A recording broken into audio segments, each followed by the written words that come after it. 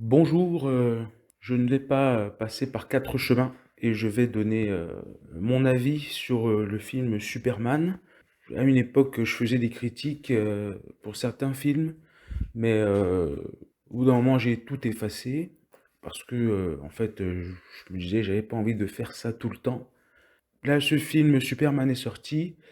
Bah écoutez, je suis un fan de Superman. Ça parle de Superman, donc forcément, je viens apporter mon avis. Alors, je vais avant toute chose parler un peu de la promotion du film. Je n'ai pas fait de plan, hein, là j'ai juste lancé l'enregistreur vocal sur mon téléphone. On verra bien quand je commencerai à parler, bah, ça se fera tout seul. J'ai déjà parlé, je pense, de la promotion du film, ensuite de mon rapport à Superman, puisque bah, il faut montrer patte blanche en fait.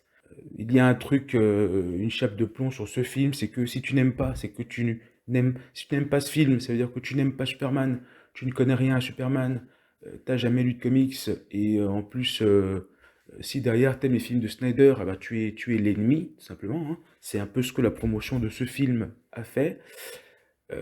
Donc oui, je vais parler de la promotion, de mon rapport à Superman, et ensuite, je vais entrer dans le film, je vais parler de l'écriture des personnages, de la réalisation, la mise en scène, point négatif, point positif.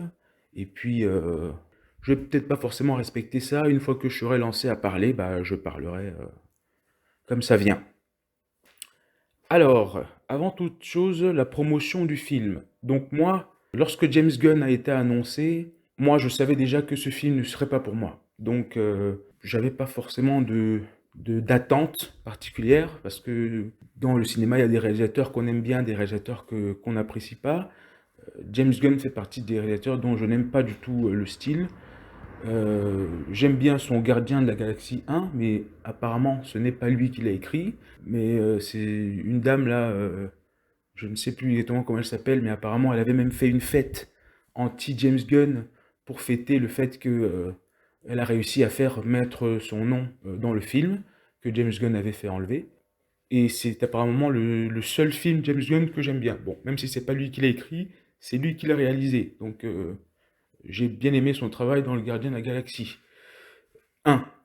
Parce que pour ce qui est du 2, du 3, et puis tous ces autres films, The Suicide Squad, qui pour moi est la pire chose qu'il ait pu faire, et même de manière générale dans les adaptations de super-héros, de comics. Je vais pas revenir sur ce film parce que ça va m'énerver. Et puis bah, son Superman qui vient de sortir là, que je n'ai pas apprécié non plus. Donc, de base, moi, ça partait déjà mal pour moi.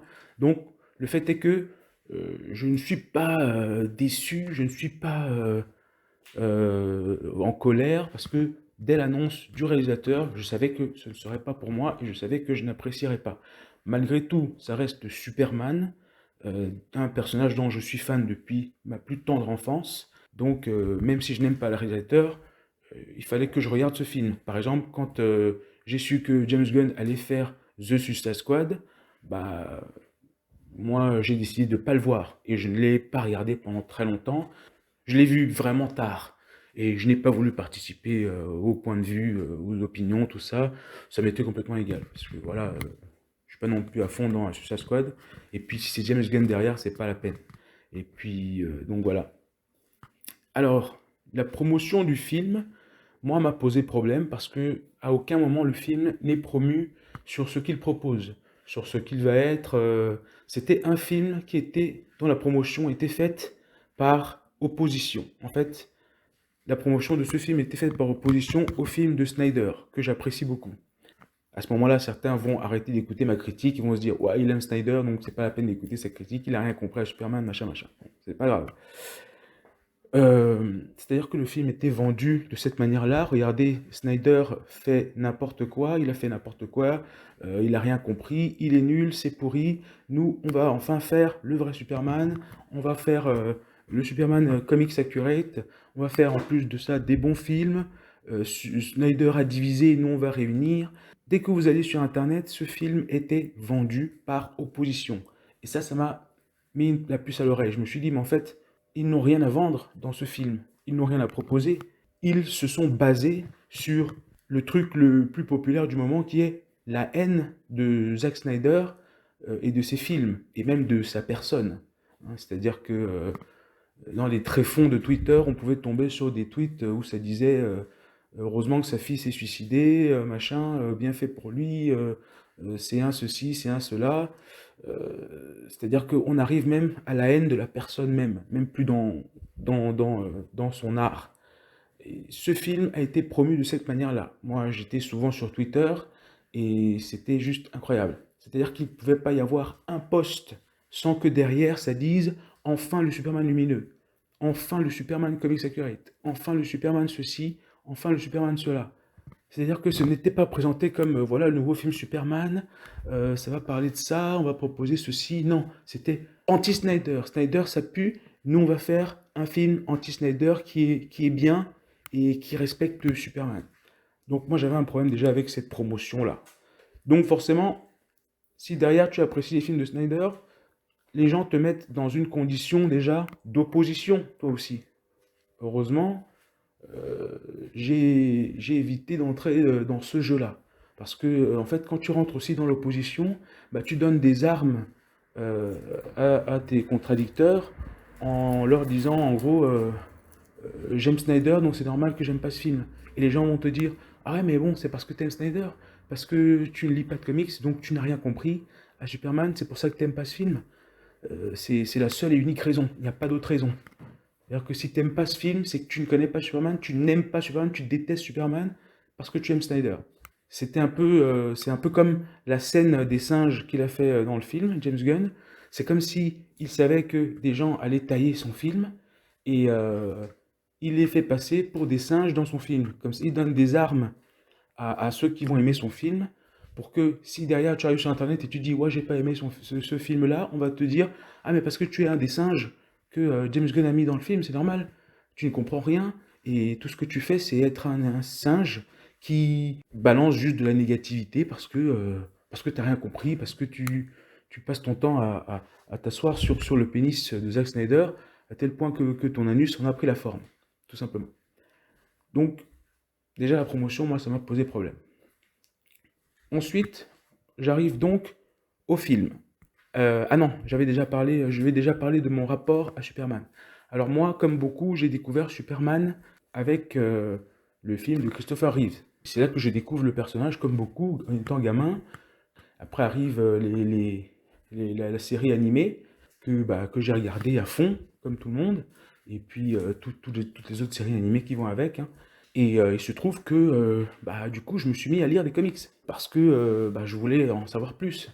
Et il se trouve que bon, il s'est passé des trucs qui a fait que je me suis retrouvé avec pas mal de comics. Ils venaient de plusieurs époques différentes. Je les ai pas tous lus, mais j'en ai lu pas mal. Donc mon rapport à Superman, c'est ça, c'est le film de Donner. Et quand j'étais gamin, j'ai kiffé, évidemment, et je kiffe toujours, ça a toujours ce côté nostalgique. Mais le problème que j'ai avec cette représentation de Superman, c'est que pour moi, c'est un Superman conceptuel. C'est-à-dire que cette manière qu'il a de jouer la comédie en tant que euh, Superman, en tant que Clark Kent, pardon, c'est le concept. C'est le concept de la dissimulation d'identité. C'est-à-dire que c'est un truc forcé pour représenter la volonté de dissimuler son identité. Mais c'est la comédie qu'il joue. Et moi, j'ai toujours eu un problème avec ça. Enfin, pas toujours. Quand j'étais gamin, j'étais à fond dedans, évidemment. Mais c'est plus tard, quand j'ai revu le film avec quelques années de plus, j'avais ce problème parce que j'avais déjà lu dans les comics, et c'est aussi pour ça que Man of Steel m'a plu, c'est le fait que dans Man of Steel, moi j'ai eu le Superman, la représentation de la personne qu'il est. C'est-à-dire que il est Clark Kent, et Superman, c'est un costume qu'il va porter, c'est aussi son identité, Kal-El, mais il ne va pas changer d'attitude quand il est Clark Kent, parce que Clark Kent, c'est sa vraie personnalité. Et c'est dans les comics que j'ai vu ça pour la première fois, et que je me suis dit, mais en fait, cette attitude de jouer la comédie dans le film de Donner, ça me pose problème, parce que ça donne l'impression que Superman va forcément voir l'être humain comme quelqu'un de maladroit, de machin truc, et on comprend qu'il fait ça pour dissimuler son identité. Mais le problème, c'est que quand tu fais exprès d'être maladroit, de te cogner dans les portes tout le temps, de faire tomber des trucs, de remettre tes lunettes, tout ça, d'être clumsy, goofy, bah en fait, tu attires beaucoup plus l'attention que si tu te comportais tout simplement normalement. Tu portes des lunettes, d'accord, mais si tu te comportes normalement, bah, tu n'attires pas l'attention. Tu rentres dans le moule, tout simplement, et personne ne va faire attention à toi. Mais si tu es constamment maladroit, constamment à te cogner dans les portes, constamment ceci, bah, en fait, tu vas attirer l'attention. C'est là que les gens vont te remarquer, et les gens vont commencer à se poser des questions sur toi. Donc, j'avais du mal, en fait, avec cette représentation de faire exprès d'être maladroit et d'être un peu perdu, d'agir un peu comme un idiot. Ça attire beaucoup plus l'attention que s'il se comportait normalement. Et c'est dans les comics que j'ai vu ça, que en fait, mais dans les comics, Clark Kent n'a pas cette attitude de maladroit, de machin. C'est arrivé plus tard, on peut voir avec, par exemple, dans All Star Superman, ce truc-là est représenté, mais ça vient des films, ça vient pas des comics. Dans les comics, Clark Kent était un reporter charismatique, très mesuré, quelqu'un qui est bien éduqué, qui s'exprime bien, qui se tient bien, qui s'habille bien, qui est respectable, sans forcément attirer l'attention, et qui est un bon journaliste. Ce n'est pas cette attitude très exagérée qu'il a, c'est-à-dire que Man of Steel m'a donné donc ce truc que bah, la personne qu'il est, c'est Clark Kent. Dans les films de Donner, on a l'impression que la vraie personne qu'il est, c'est Superman, sa vraie attitude, son vrai comportement, c'est Superman avec le costume. Et quand il passe en Clark Kent, il va jouer la comédie pour cacher cette identité. Alors que Man of Steel m'a donné ce que moi j'avais vu dans les comics, c'est-à-dire que la personne c'est Clark Kent, c'est son éducation, c'est la personne qu'il est. Et quand il est Superman, il embrasse aussi totalement son identité kryptonienne et il porte ce costume qui représente et à travers laquelle il va faire son action de héros. Mais il reste la même personne. Il reste la même personne en fait. Et il ne joue pas la comédie en Clark Kent. Et c'est surtout ça qui m'a beaucoup plu dans Man of Steel, dans la représentation. C'est ce que moi j'avais vu des bandes dessinées. Parce que cette attitude goofy, ça vient surtout du film de Donner. Cela dit, quand je regarde encore aujourd'hui le film de Donner, bah, j'apprécie toujours ce Superman, avec son visage très agréable, euh, son charisme, ce côté feel good. Le mec, il a une bonne tête, quand il sourit, il a toujours euh, réponse à tout. C'est vraiment le concept de Superman. Le gars très charismatique, très classe, qu'on dirait qu'il n'a pas de doute, qu'il n'a pas de questionnement. Et je ne dis pas ça de manière péjorative, hein, mais c'est vraiment le concept. Et ensuite, tu as le concept de la dissimulation d'identité. Il va forcer, il va faire exprès, il va faire machin. Donc, Donner m'a donné un concept Clark Kent, concept Superman. Alors que Man of Steel m'a donné ce que moi je considère comme la personne, en fait. La personne intérieure qui est Clark Kent. Son combat, ses doutes, son rapport à son action de super-héros, son rapport par rapport au reste de l'humanité.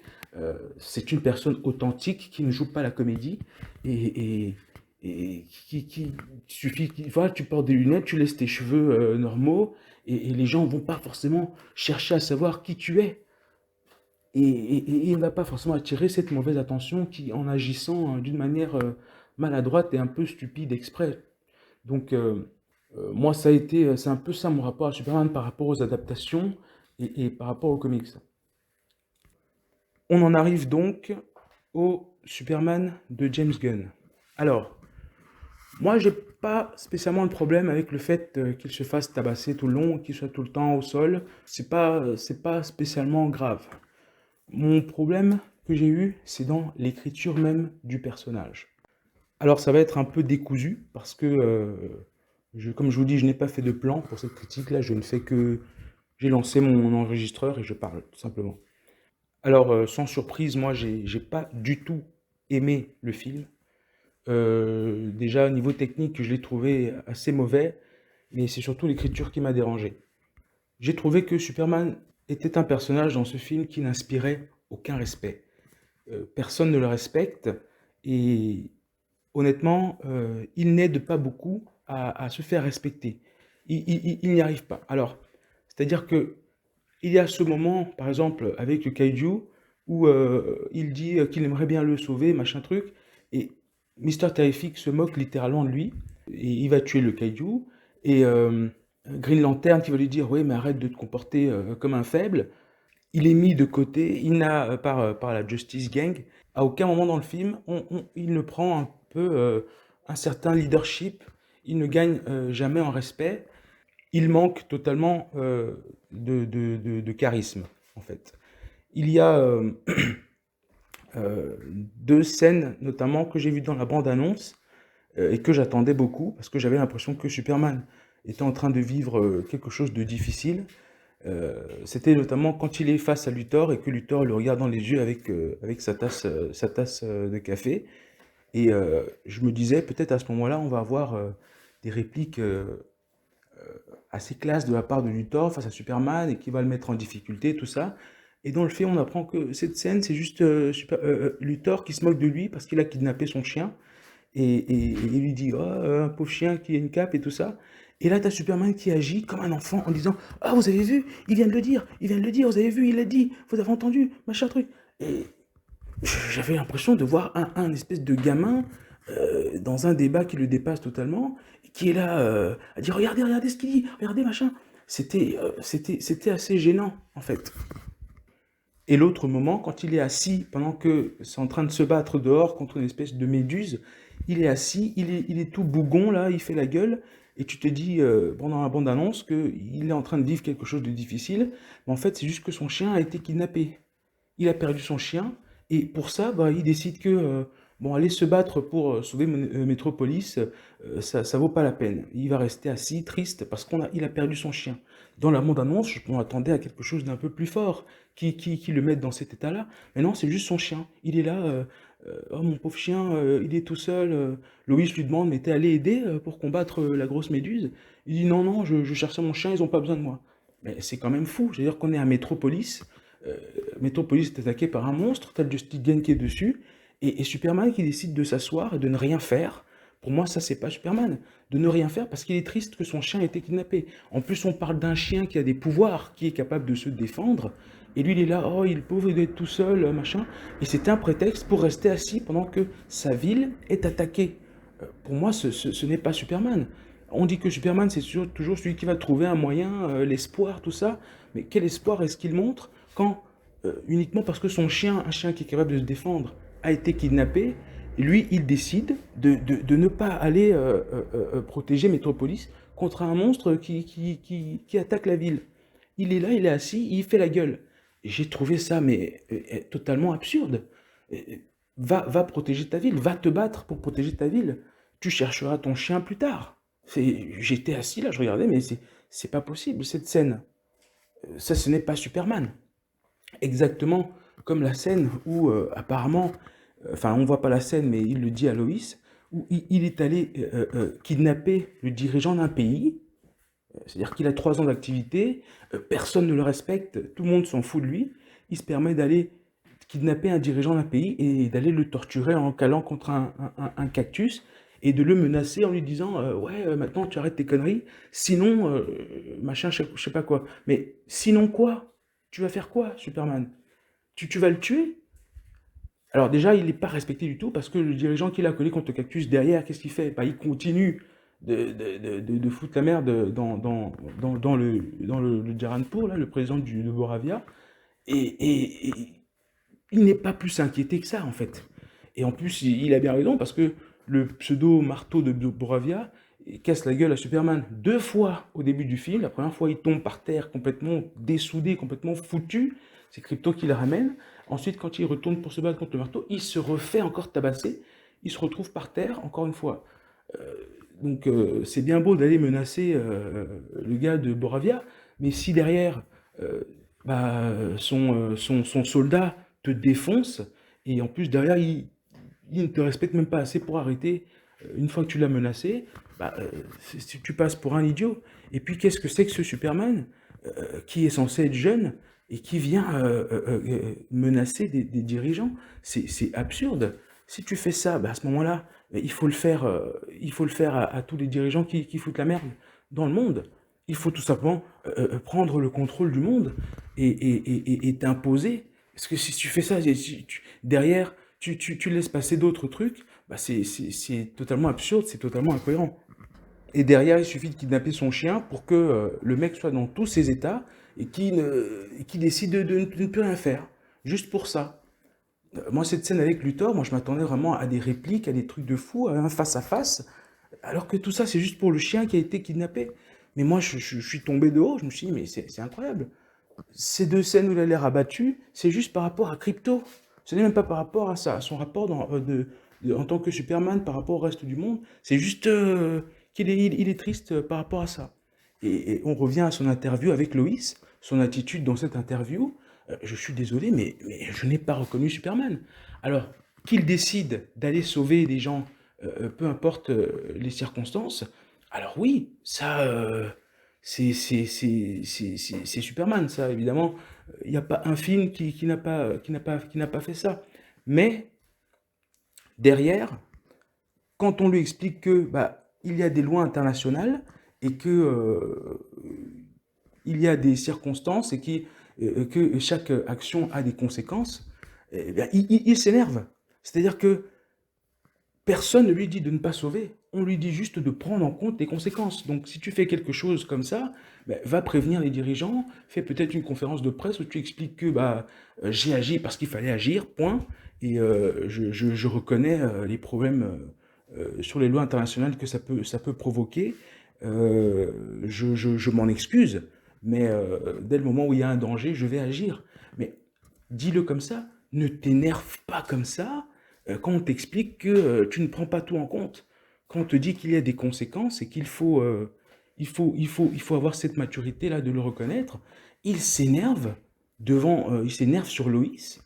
Il devient totalement immature à tel point que ah oui bah si c'est comme ça moi je m'en vais, mais c'est quoi ça?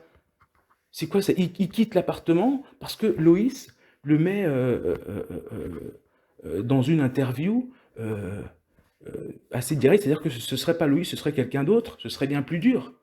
Hein. Il serait tombé sur, je sais pas, tu l'envoies chez, chez n'importe quel journaliste qui a l'habitude de mettre à mal ses invités, bah, le mec sera complètement perdu. Il va avoir cette attitude puéril de ah bah j'ai fait ça, si vous n'êtes pas d'accord, bah je m'en vais, les gens allaient mourir, bah on sait que les gens allaient mourir, mais prends en compte les conséquences aussi.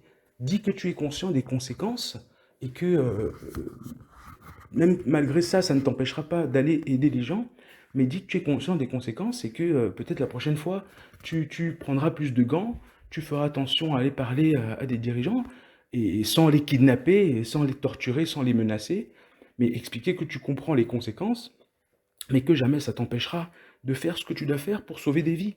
Mais n'agis pas comme un enfant, comme ça. Moi, j'ai pas reconnu Clark Kent. En plus, il s'agit d'un journaliste qui a eu sa première page. Je ne sais pas comment il a eu sa première page parce que Loïs nous fait comprendre que le mec écrit de très mauvais articles à un moment donné. Et qu'un journaliste comme ça ne soit pas conscient des conséquences géopolitiques de ses actions en tant que héros, c'est absurde. Ça ne fonctionne pas. Donc pour moi, il y a ces scènes qui font que ce Superman ne marche pas du tout. Il y a aussi le moment où il regarde à la télé, sur un champ de bataille, il y a un gamin qui se galère à fabriquer son drapeau et qui est là en train de l'appeler, il le voit à la télé et, et il commence à faire le show genre ouais je vais y aller, c'est parti, je vais mettre mon costume et tout. Mais au final, il n'y va pas. C'est la Justice Gang qui y va. Alors moi, je veux bien qu'ils se partagent le boulot, mais c'est Superman qui est appelé sur ce champ de bataille par un enfant qui est sur un champ de bataille tout seul et qui se galère à faire son drapeau. Mais rien que pour le symbole, Superman se devait d'aller sauver cet enfant. Et là, t'as Mister Terrific qui arrive qui lui dit ah non, pas le temps d'aller là-bas. Et il y a Metropolis qui est attaqué, machin. Alors, comme par hasard, maintenant, Metropolis devient le plus important. Alors que juste avant, quand Metropolis était attaqué par une méduse, le mec qui restait assis, il a rien fait. Il faisait rien, il était là, il était fâché parce que son chien avait été kidnappé. Il n'est pas allé affronter la Méduse. Et là, comme par hasard, c'est Métropolis qui est le plus important, alors qu'à l'autre bout du monde, il y a un enfant sur un champ de bataille qui appelle son héros pour qu'il vienne le sauver. Superman aurait gagné en symbole rien qu'avec cette scène. C'est lui qui aurait dû aller au Jaranpur et il aurait dû donc prendre le leadership et dire, écoute, arrêtez de vous foutre de ma gueule, que vous me respectez pas, je m'en bats les couilles. Guy Gardner, t'es le plus puissant, tu vas faire de ton mieux pour maîtriser Ultraman. Hawk Girl, tu te débrouilles pour gérer l'ingénieur ou Mister Terrific, et puis vous essayez de gérer ce qui se passe à Metropolis. Moi, je suis appelé au Jaranpur, d'accord? On va faire comme ça, et puis c'est tout. Je vais là-bas, je fais ce que j'ai à faire, et une fois que c'est fait, je reviens. Et là, on aurait pu avoir une scène où, par exemple, tu vois, la Justice Gang qui est en train de galérer contre Ultraman, l'ingénieur et tout, et là, Superman arrive en héros et sauve le truc. Un peu comme dans Zack Snyder Justice League. Il revient du Jaranpur et il sauve le truc. Et là, il gagne en respect, il gagne en symbole, et il gagne, voilà, on attend le héros, il vient. Là où on l'attend, il y va et il sauve. Tu vois ce que je veux dire? C'est pas genre, je vois l'enfant qui est en train de pleurer en m'appelant, et je dis que j'y vais, puis on me dit, ouais, non, il se passe un truc à Metropolis, et hop, je m'en fous, et je vais à Metropolis. Et, et j'envoie la Justice Gang à Jaranpur. Mais quand ils arrivent à Jaranpur, ben, on perd tout ce côté du héros qui vient sauver parce que t'as Guy Gardner qui arrive là-bas et qui soulève des tanks en mode Osef, je fais ce que je veux. Comment il s'appelle? Hawk Girl qui arrive et qui assassine le dirigeant d'un pays. Alors, ok, le dirigeant c'est un peu Netanyahou, hein, donc qu'il se fasse buter, on s'en tape. Mais dans les choses, on ne fait pas comme ça. T'arrives pas pour tuer un dirigeant comme ça et il n'y a pas de conséquences, il n'y a rien, tout va bien.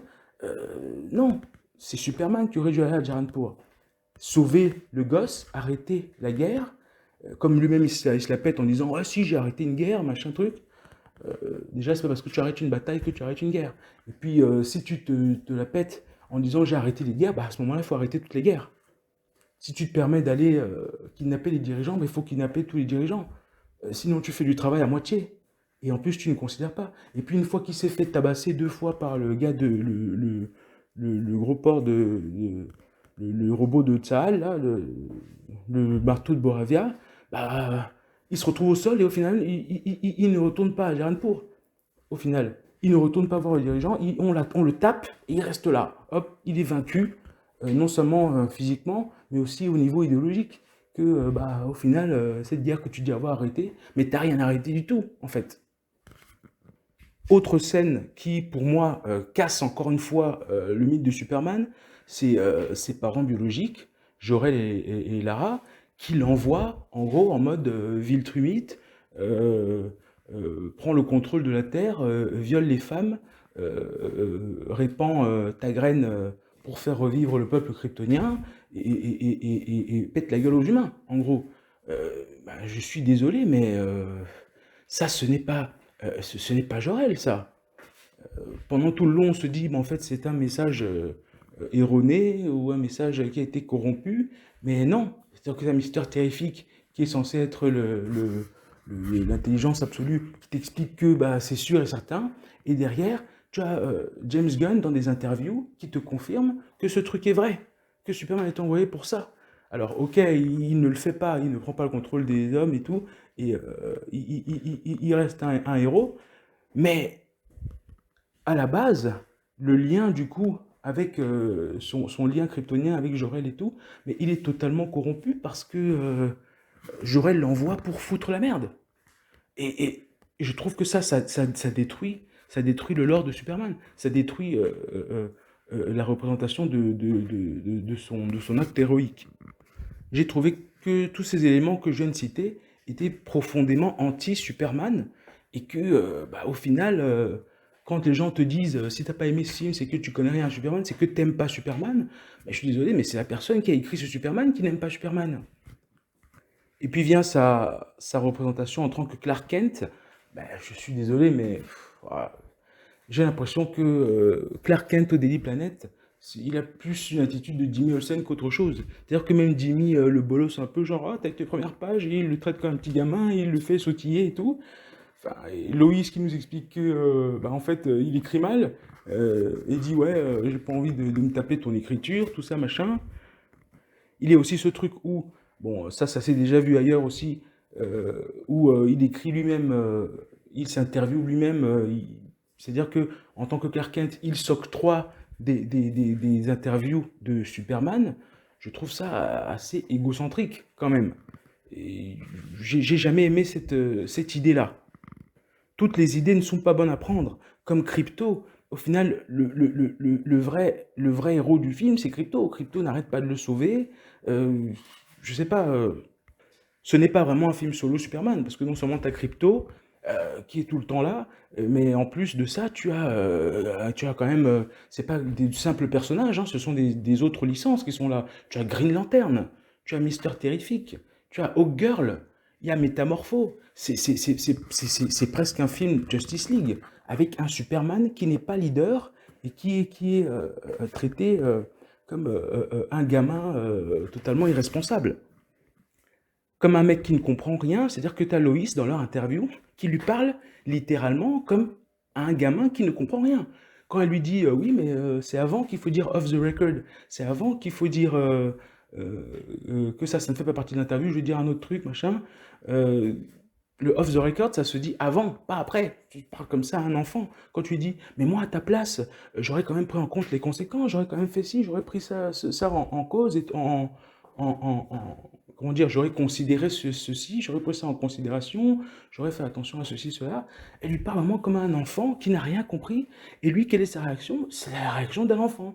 Il s'énerve, il se fâche parce qu'on lui donne tort et il s'en va.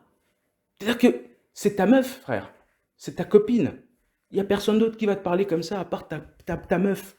Et toi, tu te lèves et tu te casses de l'appartement parce qu'on te donne tort. Évidemment qu'elle va dire elle n'est pas sûre d'être en couple, machin truc. Parce que t'es un gamin, en fait. Et aussi, en parlant des autres personnages, j'ai quand même trouvé dommage que on ne sache même pas que, je sais pas, que si tu mets plein de personnages en plus, Hawkgirl, bah, c'est une meuf, elle a un marteau et des ailes. À aucun moment, le mot Tanagarien n'est prononcé. On ne sait pas qui elle est. On ne sait même pas qu'elle s'appelle Shaira Hall. On ne sait même pas son prénom. Mister Terrific, on sait qu'il s'appelle Mister Terrific, et on ne sait rien de lui. Green Lantern, on ne sait pas grand-chose non plus. C'est-à-dire que tu mets ces personnages, Métamorpho qui sort littéralement de nulle part, et puis la kryptonite. Je suis désolé. Quand on a un personnage aussi puissant, et qu'il existe quelque chose qui est capable de le mettre à mal, tu dois expliquer d'où ça vient, tu dois expliquer ce que c'est. C'est pas, tu ramènes un mec qui est capable de se métamorphoser et tu lui dis, fabrique un truc qui fait mal à Superman. Le mec qui te sort la kryptonite comme ça. Mais si c'était aussi simple, je vois pas en quoi Superman représente un danger considérable. Ce film part du fait que tu sais déjà un paquet de choses, et non seulement tu sais un paquet de choses, mais tu sais aussi, tu es capable de voir aussi ce qui fonctionne pas. Euh, Ça te met direct dans le bain en te disant que voilà les personnages qui sont là-dedans, mais si tu n'expliques pas ces personnages, on va dire, Snyder, on va dire que c'était les films de ceux qui connaissent déjà, machin, euh, qui met de côté le grand public, mais je suis désolé, mais le Superman de 2025, c'est celui qui met le plus de côté le grand public. Tu leur balances des personnages que les lecteurs de comics ou ceux qui connaissent un peu l'univers DC connaissent, vont reconnaître, mais le grand public, tu leur mets ça, mais ils ne savent même pas qui sont ces gens. On ne dit même pas leur nom, on ne dit pas d'où ils viennent, qui ils sont, même pas un tout petit peu, ils sont là. Alors on va dire, oui, ça fait 300 ans qu'il y a des méta-humains, tout ça, ça n'explique pas tout. Il y a des gens qui ne connaissent pas forcément et qui ont besoin de savoir. Et d'ailleurs, cette histoire de 300 ans de méta-humain, ça permet quelque chose que j'ai trouvé aussi très absurde, c'est le fait que un danger se présente dans la ville et personne ne te fait ressentir le danger. Personne ne fuit. Ils sortent leur téléphone pour filmer un gros monstre. Il y a même à un moment une scène qui te montre vraiment ce moment-là. C'est-à-dire que tu as le gros monstre, tu as Godzilla qui crache des flammes au milieu de la ville. Et tu as un mec qui est en train de manger son tapioca. Il est en train de manger en regardant le monstre comme si c'était une journée comme les autres. Alors je veux bien que au bout de 300 ans de méta-humain, qu'il y en a partout, et que voilà, tu n'es plus forcément étonné d'en voir, mais ça ne veut pas dire que tu as totalement perdu ton instinct de survie. Un tel monstre arrive, mais tu fuis, tu cours, tu fais ressentir le danger aux spectateurs. Il y a quand même un truc de fou qui se passe. Ne reste pas là à manger ton truc, à sortir tes téléphones et à filmer, alors qu'il y a une baston. C'est comme avec le truc le monstre, le gros robot de Boravia, là, qui est joué par Ultraman, et encore, ça c'est encore un autre truc. Le fait que ce soit Ultraman, que ce soit dans le costume du marteau de Boravia, c'est jamais traité, on revient jamais là-dessus. Enfin bref, euh, le fait que les gens soient habitués à ce qu'il y ait des méta-humains ne veut pas dire qu'ils peuvent rester comme ça, s'enfuir. Quand tu regardes dans les comics ou même dans les animés d'essai, quand il se passe un truc, les gens fuient quand même. Même si c'est un monde où il y a plein de super-héros, il y a plein de méchants, il y a plein de monstres, euh, les gens fuient tout de même. Parce que ça reste dangereux, si tu veux. Ils restent pas là à manger de la soupe pendant qu'il se passe des trucs de fou dehors. Je reviens aussi sur le personnage de Lex Luthor, qui est une véritable déception. Et on va te dire, oui, il a le crâne rasé, donc c'est comics accurate, il est meilleur que tous les autres Luthor, tout ça, blabla. Euh, bah, la scène de la bande-annonce où on le voit en train de boire son café, et que quand, c'est même toute la scène, quand Superman arrive, il balance son bureau, t'as Luthor qui est stoïque, qui bouge pas, qui, qui montre bien qu'il a pas peur. Là, je vois Luthor, tu vois, là, je reconnais Lex Luthor, mais vers la fin, quand il commence à s'exciter, là, A1, B2, Z2, V8, 16 soupapes, G4, cette scène, c'est... Mais j'ai regardé le mec en train de s'exciter. A1, A1, A1. Mais arrête. Qu'est-ce que tu fais là, tu es en train de détruire le personnage. Et en plus de ça, juste après ça, quand Superman se pointe dans sa salle de contrôle, là, dans son espèce de vaisseau, qu'est-ce qu'il fait, Luthor? Il essaie de fuir.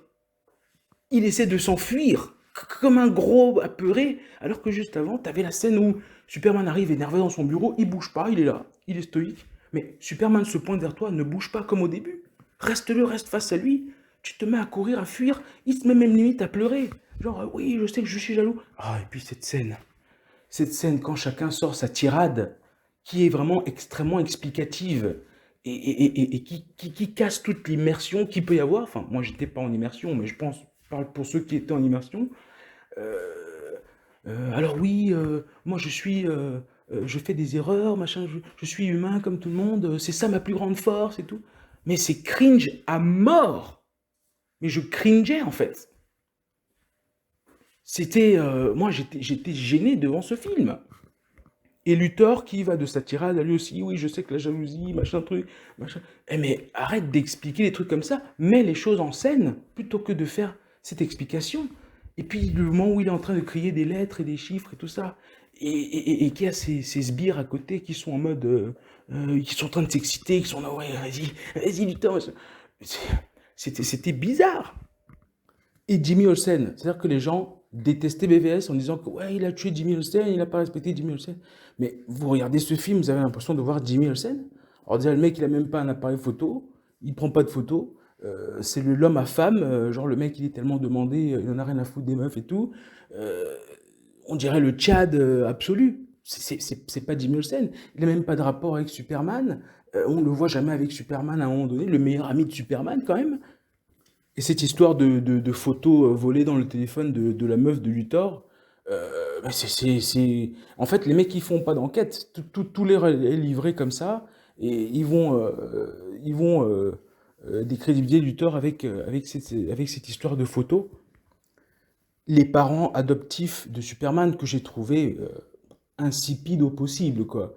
C'est-à-dire que déjà, on dirait un peu, notamment la mère, on dirait qu'elle est un peu attardée. Le père, on dirait qu'il est malade. Euh, on dirait qu'il est en train de mourir. Enfin, je sais pas, c'est bizarre. Avec des répliques téléphonées. Je veux dire, la réplique, c'est à travers tes choix que l'on voit qui tu es. C'est le truc le plus bateau qui existe.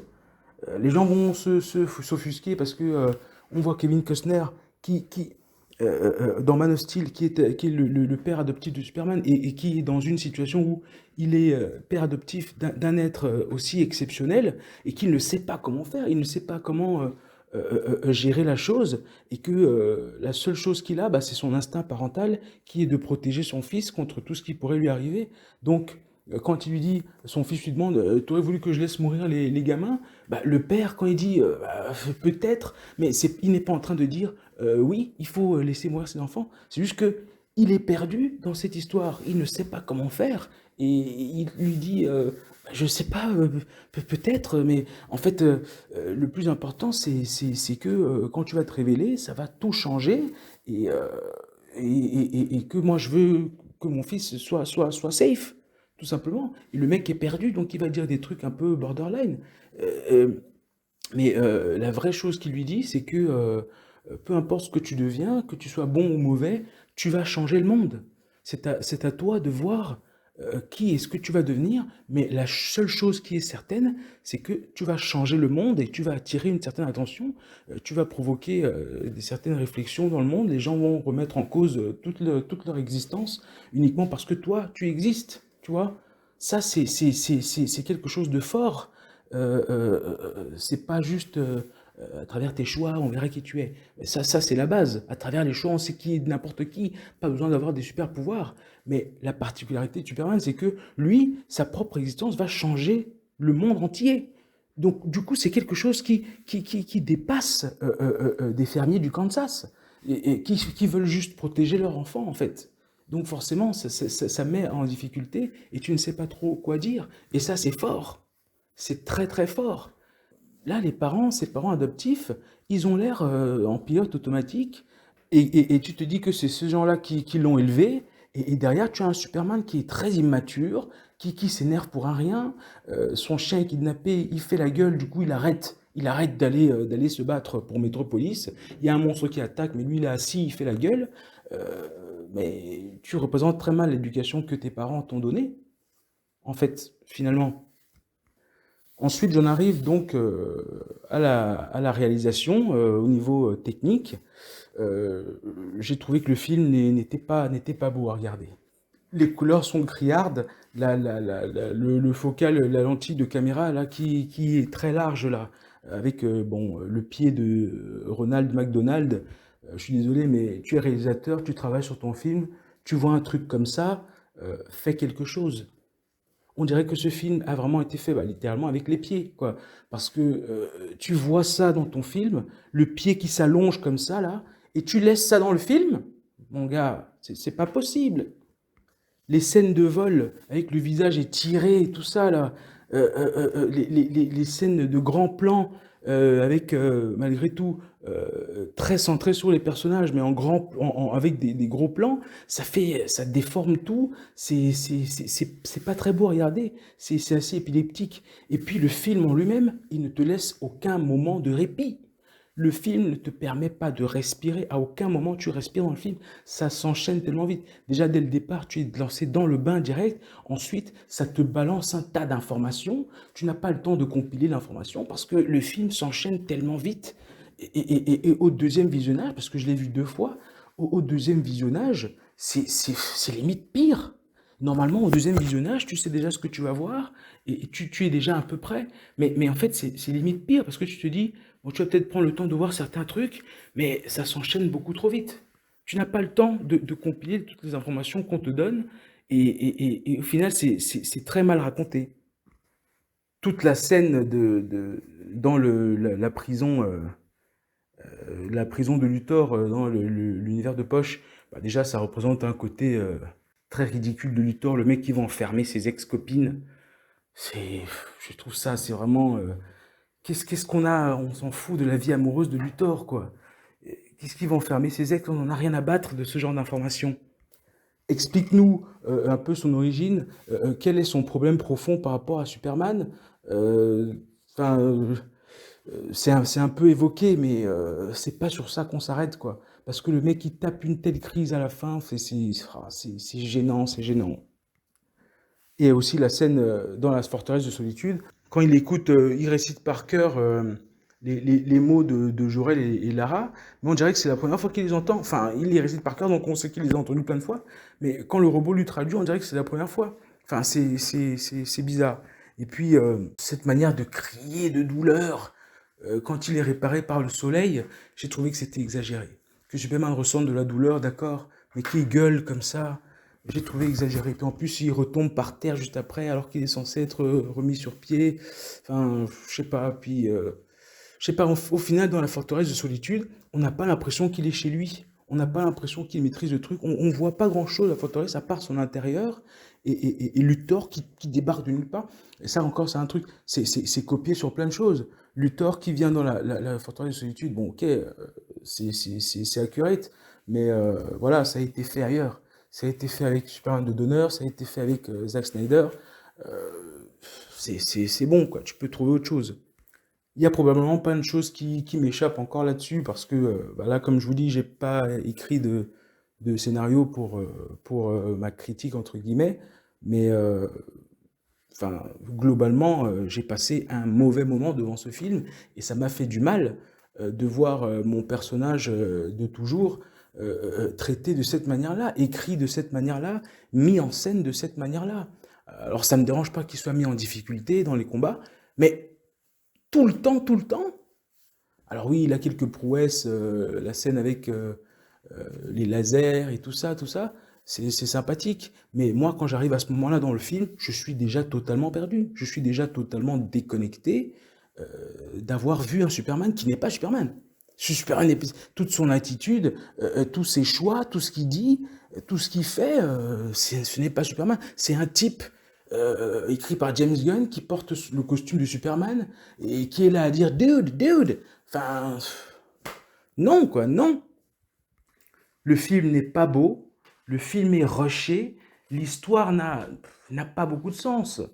Enfin, Métamorpho qui débarque de nulle part là, hop, il te sort de la kryptonite de son trou de balle, hop, c'est bon, on a trouvé un truc qui va mettre à mal Superman. Mais pourquoi tu l'as pas utilisé avant?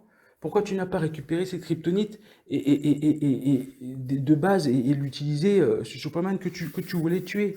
Enfin, c'est complètement fou. Et ensuite arrive Supergirl. Alors, ok, je vois venir, c'est Comics Accurate, qu'elle soit complètement bourrée quand elle arrive, parce qu'elle va dans les soleils rouges, elle va dans les soleils rouges pour se bourrer la gueule et tout, d'accord, mais là tu présentes le personnage au grand public. Le fait que Supergirl soit bourrée, c'est juste une partie de sa vie, c'est juste un moment, c'est une histoire, ce n'est pas la représentation de Kara Zor-El. Là, pour le grand public, les gens se disent que, en fait, Supergirl, c'est une alcoolique qui passe son temps à aller des systèmes de soleil rouge pour se bourrer la gueule. Et elle revient chercher son chien complètement pété. Et elle lui dit Hey, thank you, bitch. Mais qu'est-ce que tu parles comme ça à Superman? Ok, c'est ton cousin, d'accord, mais cette attitude de dénigration, hey, bitch. Et en plus, en français, ils ont traduit ça. J'ai lu deux fois, j'ai lu en français et en anglais. Ils traduisent ça en mode salut ma couille. C'est ridicule. Et puis maintenant, le grand public va se dire que mais Supergirl, c'est une alcoolique qui passe son temps complètement pété.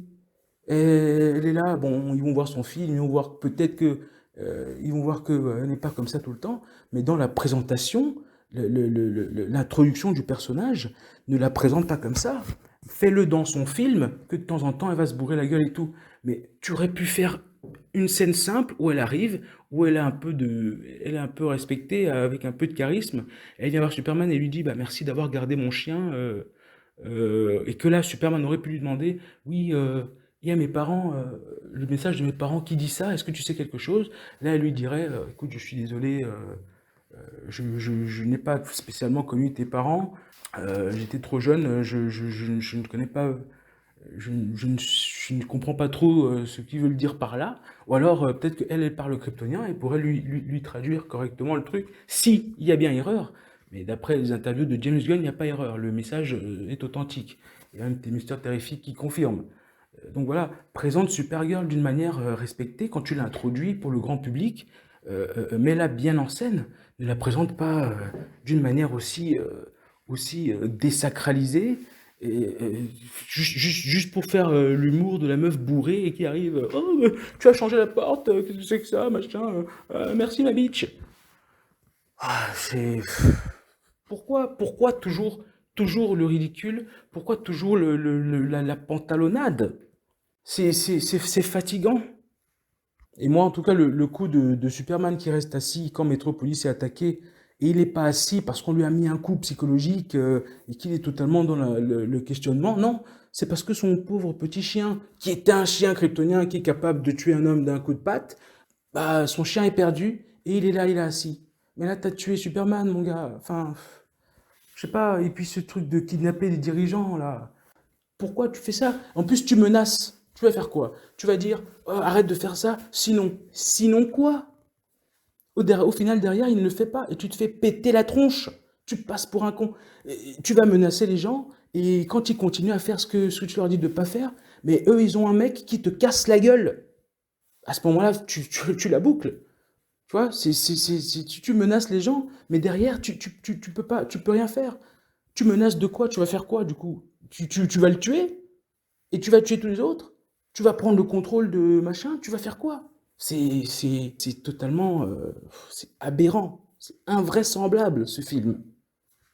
Et il y a un truc que je comprends pas, c'est que dès le début du film, quand il tombe par terre, le mec ne peut même plus bouger. Il est par terre, il est paralysé. On dirait qu'on lui a massacré sa tronche, mais à un niveau pas possible. Et il est obligé d'être traîné par terre par son clébard pour aller se faire soigner. Et qu'est-ce qu'il fait après? Il retourne au combat contre la même personne qui lui recasse la gueule. Et cette fois-ci, il ne le met même pas à mal comme il l'a mis au début, il le fait juste tomber par terre et il est sauvé par un vendeur de saucisses. Et là, il ne retourne pas, alors qu'il n'est même pas en PLS comme au début. Enfin, je sais pas. Et puis ce vendeur de saucisses, qu'est-ce que c'est que ce cringe total là? Tu vois ton héros se battre, il tombe par terre. Mais va vers lui en le sauvant, enfin en l'aidant à se relever, et tu lui demandes est-ce que ça va, est-ce que tu vas bien, est-ce que tu te sens capable de retourner, Superman, comment tu te sens? C'est comme ça qu'il faut faire. L'autre, il arrive pour l'aider en disant hé Superman, je t'avais vendu des kebabs la dernière fois, tu te souviens de moi? C'est moi qui t'ai vendu des sauces barbecue. Alors, comment on fait? Tu me signes un autographe? Qu'est-ce qu'on fait? Le mec, il est en pleine baston. Tout ça pour essayer de créer un lien avec ce vendeur de shawarma et pour que derrière, quand on lui tord le but, tu es censé ressentir quelque chose. Mais on s'en fout de ce vendeur de glace. On s'en tape. C'est incroyable. Luthor qui passe d'un personnage qu'on présente avec charisme et qui se comporte ensuite comme le pire des gosses pourris gâtés. Et ce moment où il s'énerve, comme je sais, ça fait peut-être la troisième ou la quatrième fois que je le dis, mais je vous promets que ce n'est pas parce que je gobe le pénis de Snyder, hein. C'est juste que, mais moi j'étais devant la scène, j'étais gêné, je me disais, mais arrête de gueuler comme ça. Ne prends pas la fuite en plus derrière comme un gros faible. Donc voilà, enfin le film est mauvais, les personnages sont ratés, le sentiment du film après deux visionnages, le deuxième visionnage, bah, c'est encore pire quoi. C'est normalement le deuxième visionnage est censé te donner un autre point de vue sur le film, voir un peu les choses différemment, parce que tu t'attends à voir quelque chose, à faire un peu plus attention. Mais moi, c'est la première fois qu'un deuxième visionnage me, me, me rend encore plus dubitatif, même encore plus que ça, hein, par rapport au film. Donc, comme je disais, moi, Superman Reeves, pour moi, c'est surtout un film nostalgique qui présente des concepts. C'est-à-dire que le concept du Superman héros et le concept du Clark Kent qui dissimule son identité. C'est-à-dire que ce Clark Kent n'est écrit que de manière à dissimuler son identité de Superman. Donc la vraie identité, c'est Superman et Clark Kent est un gadget. Pour moi, ensuite, la Man of Steel qui va dans la personne de qui il est. Euh, il est Clark Kent et il va représenter son côté kryptonien en portant le costume et le choix du héros qu'il a fait en sauvant des gens, en se mettant en danger. Mais la personne qu'il est reste la même, costume ou pas. C'est-à-dire que ça reste la même personne. Et moi, c'est ça que j'ai beaucoup aimé. Et c'est ça que moi j'ai vu dans les comics. C'est-à-dire que Clark Kent ne joue pas la comédie et est la même personne. Et Superman, le costume de Superman, c'est un costume qui représente sa part kryptonienne, mais il ne va pas changer d'attitude entre les deux. Mais et dans le film de James Gunn, je ne sais même pas qui est qui. Je sais pas ce que je regarde. Et si on parle d'un pur point de vue cinématographique, bah, ce film est mauvais. Et ces personnages sont balancés comme ça, sans mise en abîme, sans petite information sur qui ils sont. C'est-à-dire que même Superman, on ne sait pas trop comment il a été accueilli quand il est arrivé. C'est la déception totale. Tout est raté dans ce film. Il n'y a rien à sauver. Et moi, ça ne m'amuse pas. Alors moi, le seul point positif que j'ai par rapport à ça, c'est que, bah écoutez, David Corenswet en Superman, honnêtement, il n'a pas l'air trop mauvais au niveau de la représentation physique. On sent qu'il aurait pu jouer un très bon Superman, mais que James Gunn ne lui a pas donné quoi faire. Et il y a cette anecdote que James Gunn a évoquée, c'est que à chaque fois qu'il se prenait la tête plus ou moins et que David Corenswet posait des questions, à un moment donné, apparemment, il lui a dit bah, ferme ta gueule et fais ce que je te dis. C'est un peu comme John Cena qui disait ouais, en gros, James Gunn il m'a dit de laisser tomber les comics pour Peacemaker et de juste m'occuper du script. Moi, personnellement, je suis allé feuilleter un peu ce Peacemaker. J'avais vu quoi j'ai pas fait la saison entière parce que c'était plus pas possible. J'ai regardé les 3 ou 4 premiers épisodes, je sais plus. J'ai feuilleté un peu Peacemaker et ça n'a rien à voir. Enfin, je veux dire, c'est pas Peacemaker qu'il y a dans la série. C'est la version de James Gunn comme il a fait dans Guardians of the Galaxy, avec Drax, avec Star-Lord, avec Nebula, qui ne sont pas du tout, mais absolument pas du tout comme ils sont dans les comics. C'est-à-dire que j'ai lu aussi, j'ai feuilleté aussi Guardians of the Galaxy pour voir. Donc, il y a ce côté-là David Corenswet aurait pu faire quelque chose d'intéressant, mais James Gunn ne lui a pas permis. En plus, il lui dit, en gros, de la boucler.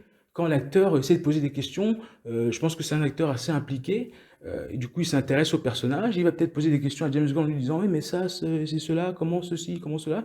Et James Gunn lui dit de la boucler.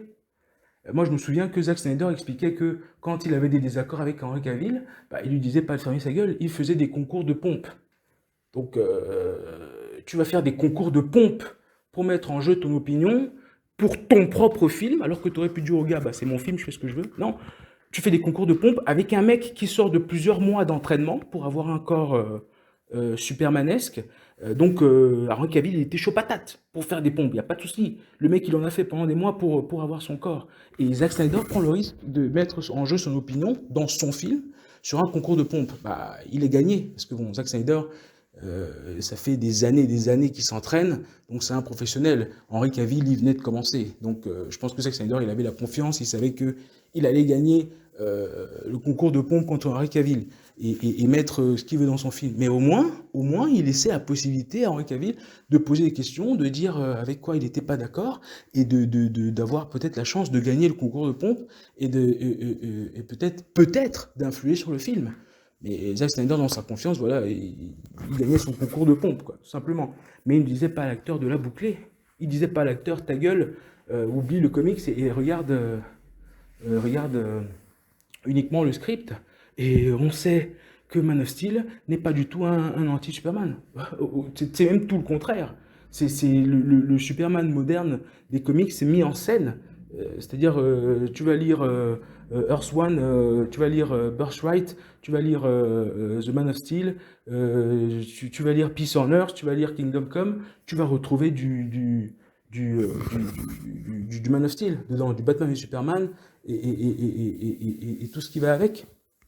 Donc oui, en point positif, David Corenswet aurait pu faire un très bon Superman. Je pense que l'acteur était un bon choix. C'est pas grave s'il a des yeux, qu'il a un petit strabisme, voilà, bah, c'est pas de sa faute. Et puis c'est bon quoi. On va pas.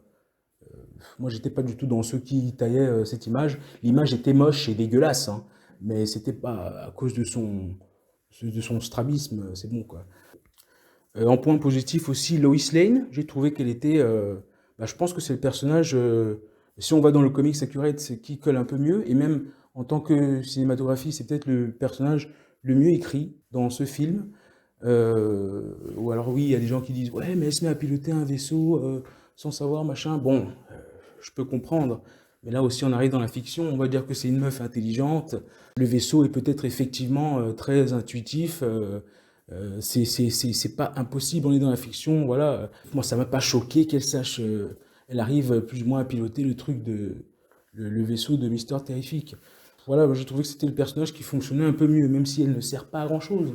C'est pas elle qui met Luthor en prison, hein, c'est par un concours de circonstances avec les photos, ça se fait un peu tout seul, quoi. Ils trouvent les photos, ils les utilisent, et puis voilà. Il n'y a pas d'enquête, il y a pas de... Ils ont juste beaucoup de chance, quoi. En autre point positif, bah écoutez, bah, tous les haters de Snyder qui, depuis des années, n'ont pas réussi à oublier ce film, c'est-à-dire que le film est toujours là, c'est-à-dire qu'à tel point que le film a servi de comparaison pour promouvoir ce Superman de 2025, et sur Internet, bah, ça continue encore de parler de Man of Steel pour le dénigrer, de manière à encenser le Superman de 2025. Je sais pas si vous avez écouté ma critique en entier, bah, moi je fais pas ça, je parle du film, tout simplement. Et donc en point positif, bah, j'espère que ceux qui attendaient ce film et qui ont détesté Snyder et qui attendaient ce film, bah, j'espère qu'ils l'ont apprécié. Ils ont enfin le film qu'ils attendaient, qui est une bouse absolue, mais bon, c'est le film qu'ils attendaient. Et j'espère que maintenant ils vont un peu lâcher la grappe à Snyder et à ceux qui ont aimé les films d'essai de Snyder et qui vont se concentrer sur James Gunn et que on va enfin pouvoir rester entre nous et parler des films de Snyder qu'on aime et ceux qui n'aiment pas, bah, qui vont se concentrer sur le film de James Gunn et ils ont enfin le film qu'ils voulaient, voilà, on pense à tout le monde, ils ont leur film et j'espère que ça leur plaît et que pour moi le point positif c'est voilà, ils ont ce qu'ils voulaient et j'espère ils vont s'en contenter et qu'ils vont arrêter de toujours faire de la comparaison et toujours taper sur Snyder. Je veux dire, ces films sont vieux de plusieurs années, les mecs sont toujours dessus à taper dessus. Ceux qui aiment, évidemment que pendant des années ils vont en parler, pendant des années ils vont regarder les films et tout ça, ils vont faire vivre le film, en plus ce sont des films vivants, vraiment vivants, parce que mon autre point positif, c'est que en fait ce film de 2025 m'a donné envie de revoir, enfin je regarde la trilogie Snyder au moins une fois par an, bah, ça m'a redonné envie de revoir cette trilogie et ça m'a donné un œil nouveau, c'est-à-dire que ça m'a un peu lavé les yeux et j'avais un sourire d'enfant quand je regardais Man of Steel, Batman v Superman, Ultimate Edition et Zack Snyder Justice League, bah, je rekiffais, c'était comme la première fois et j'avais un petit sourire et j'étais content en fait. Et pour moi, c'est le gros point positif pour moi du film de 2025, c'est qu'il m'a donné envie, encore une fois, d'aller revoir la trilogie de Snyder avec un œil nouveau, pour voir vraiment, mais qu'est-ce que les gens ont encore détesté là-dedans et derrière, pour nous dire que le film de 2025, c'est la représentation absolue, comics accurate, parfaite, nickel de Superman, alors que moi, quand je regarde ce film de 2025, je cringe du début à la fin et je suis dérangé par tout ce qui est mis en scène. C'est complètement dingue. Enfin voilà, j'ai rekiffé le Snyderverse et pour moi, c'est le plus gros point positif. Maintenant, vous avez eu votre film, tant mieux. Moi, je suis juste content d'avoir eu non seulement d'honneur, mais surtout Snyder aussi derrière, d'avoir la série animée, même des comics, si jamais je me remets à lire des comics, parce que je vous avoue que depuis Deceased, j'ai pas lu grand-chose, j'ai feuilleté un peu à gauche à droite, mais je ne lis plus comme je le lisais assez régulièrement entre, on va dire entre 2005 et 2015, on va dire, j'ai bien lu. Même avant ça, enfin, je compte pas ce que je disais quand j'étais gamin, parce que j'ai pas forcément tout retenu, et puis je les ai plus, ces comics-là, donc voilà. Donc voilà, j'ai pas passé un bon moment devant ce film. Je savais que j'allais pas aimer, parce que je n'aime pas James Gunn, mais je ne m'attendais pas, c'est-à-dire que je savais, je partais en regardant ce film en sachant que j'avais pas, comme certains qui avaient déjà décidé que ce film serait la quintessence, la magnificence de Superman, et que Snyder, ça pue du cul, et on n'en veut pas, on n'en veut plus, machin. Moi, je suis pas parti dans le film avec un parti pris. Je suis parti comme tout le monde avec l'appréciation ou non d'un réalisateur, et en m'attendant à voir un truc que je n'allais peut-être pas apprécier au niveau de la réalisation, mais je m'attendais pas à voir un truc qui allait autant me déranger en fait. Parce que, qu'on dise ce qu'on veut, moi je suis un fan de Superman. J'adore ce personnage, et ce que j'ai vu, c'était pas ça. Donc voilà. Merci à tous. Salut.